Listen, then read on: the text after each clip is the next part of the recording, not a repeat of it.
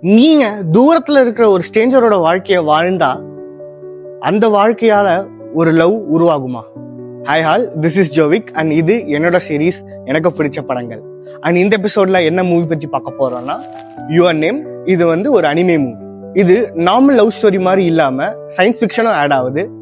ஒரு weird கனெக்ஷன்ல life exchange ஆகுது.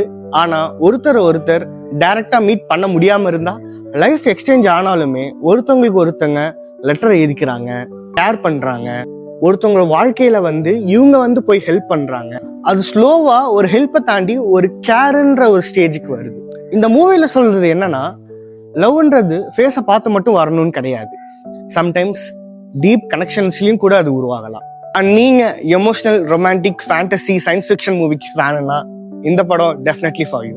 முக்கியமா இந்த படம் பார்த்துட்டு உங்களோட ஃபேவரட் சீன் எதுன்னு சொல்லிட்டு எனக்கு கமெண்ட்ல சொல்லுங்க. இது போல நிறைய மூவி ரெக்கமெண்டேஷன் உங்களுக்கு வேணும்னா டூ ஃபாலோ மீ. இது என்னோட சீரீஸ் எனக்கு பிடித்த படங்கள்.